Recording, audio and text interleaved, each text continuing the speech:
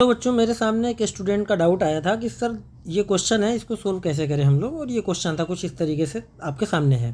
Question में दिया है कि the magnetic field energy in an inductor, ध्यान रहे इंडक्टर की बात हो रही है, changes from maximum value to minimum value in 5.0 millisecond when connected to an AC source, the frequency of the sources.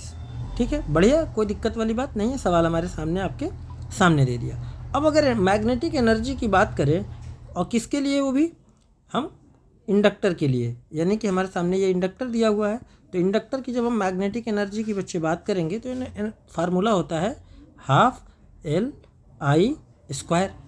अब यहाँ से अगर एनर्जी की मैक्सिमम वैल्यू की बात करें तो ये मैक्सिमम वैल्यू तब होगा जब करंट खुद हमारा मैक्सिमम हो, करंट खुद हमारा मैक्सिमम हो। ठीक है, कोई दिक्कत वाली बात नहीं है। दूसरा चीज़, एनर्जी हमारा मिनिमम कब होगा? एनर्जी हमारा मिनिमम तब होगा जब हमारा करंट खुद मिनिमम हो। अब एसी फ्रीक्वेंसी सोर्स की बात हो रही है। अब एसी में जो हमारा करंट का अगर वेव पल्स की हम बात करें तो आज ज़रा इसको भी समझ ही लेते बहुत अच्छे से। ये हमने बना लिया। करंट जनरली एसी की अगर हम बात करें तो साइनोसॉइडल होता है। कैसे होता है? साइनोसॉइडल होता है, कुछ इस तरीके से, इसमें कोई दो राय वाली बात नहीं है। अब ये जो आप देख रहे हो यहाँ पर, ये जो वैल्यू है ये करंट की मैक्सिमम वैल्यू I0 है और ये करंट की जीरो वैल्यू है। तो अब करंट हमारा मैक्सिमम कहाँ पर है? इस पॉइंट पर करंट हमारा मैक्सिमम है और यहाँ से इतना दूर में जीरो हो रहा है। कहाँ से कहाँ?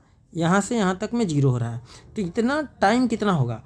अब बात करें तो क्या ये यहाँ से लेके यहाँ तक हाफ टाइम पीरियड है? आपने कहा। क्या यहाँ से लेके यहाँ तक भी फिर अगेन हाफ टाइम पीरियड है? आपने कहा।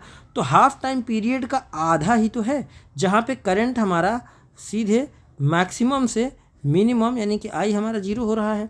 तो आई मैक्स से मिनिमम, मैक्सिमम से मिनिमम कितने टाइम में हो रहा है? 5.0 सेकेंड में। यानी कहने का मतलब इस क्वेश्चन में T/4 की वैल्यू 5 मिली सेकेंड दे दिया है।